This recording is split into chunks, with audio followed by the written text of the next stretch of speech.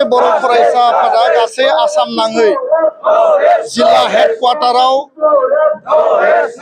2020-27 साननिफ्राय जानाय जि बर' गोजोन गोरोबथा बे गोरोबथानि दफाफोरखौ 100% मावफुंनायनि थाखाय दिनै मोनफ्रोमबो जिल्ला हेडक्वार्टाराव जों रेलिनि हाबाफारि लादों आरो बे रेलिनि बायदियै जोङो मोन जि दाबि लानानै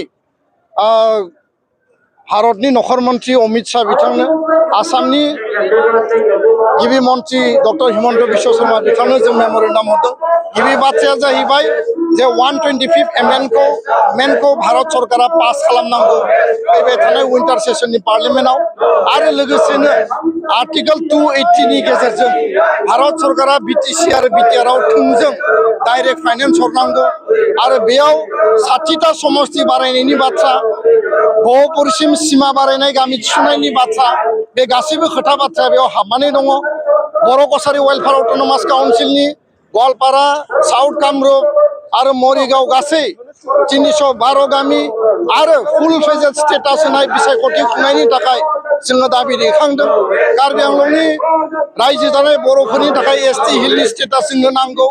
बेजों लोगोसे स्कुल प्रभिन्सियेलाइज जोंनि जिखिनि बर' मिडियामनि स्कुल दङ बिटिआरआव आसामाव गासिबो प्रभिन्सियेलाइज खालामनांगौ आरो बेजों लोगोसे 1500 कौटि थाखा जे भारत सरकारा लिरनानै होदोंमोन बेयाव अनुस्थान प्रतिष्ठान गायसननायनि जोंनि फसंथान इनफ्रास्ट्राक्चार डेभेलपमेन्ट बेखौ गोख्रैनो मावफुंनांगौ।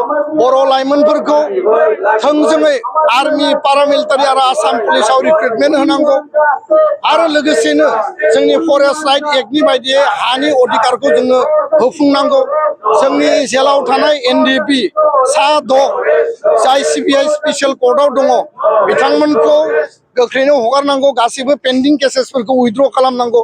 बे गासै मोन जि दाबिखौ लानानै दिनै भारत सरकारखौ जोङो बे रेलिनि गेजेरजों जोङो दाबि दैखांदों। फैबाय थानाय पार्लियामेन्ट सेसनाव बिला पास जानांगौ जिखुनु बिनिमयाव आरो जुदि पास जाया जोंनि आन्दोलना कन्टिनिउ जागोन। 20 तारिखआव 10टा सिख शिड्युलखौ लानानै दिल्लीयाव जोङो सेमिनार खालामगोन।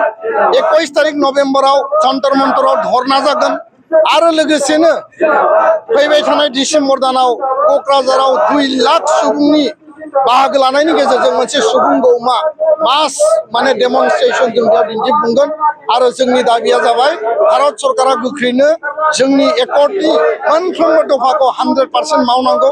5 बोसोर जाबाय भारत सरकारा जि समाव सुक्तियाव जोंखौ रादाय होदोंमोन दारिकमा माने इमप्लिमेन्टेसननि थाखाय भारतनि नखर मन्त्रि आसामनि गिबि मन्त्रिया बेखौ गावनि दायित्व रेसपन्सिबिलिटिखौ मावफुंनांगौ। बर' एकर्डखौ नायनानै आलफाया सुक्ति खालामदों, एनएलएफटिआ सुक्ति खालामदों, आदिबासि कार्बि डिमासाया सुक्ति खालामदों, सावथाला सुक्ति खालामदों आरो गोबां माने एक्सट्रिमिस्ट बा गोबां बेबायदि आर्मस अर्गेनाइजेसनफ्रा गोरोबथायाव फैदोंमोन आरो बेखायनो बर' गोजोन गोरोबथानि 100% इमप्लिमेन्टेसननि थाखाय जों दाबि दैखांबाय। गणतान्त्रिक शान्तिपूर्ण जंगि आन्दलन दुलाराय बर' फरायसा आफादा गासै बर'नि रायजो राजा आफादफोरखौ लानानै जेब्लायबो हाबाफारि लालांनो गोजोन्थों।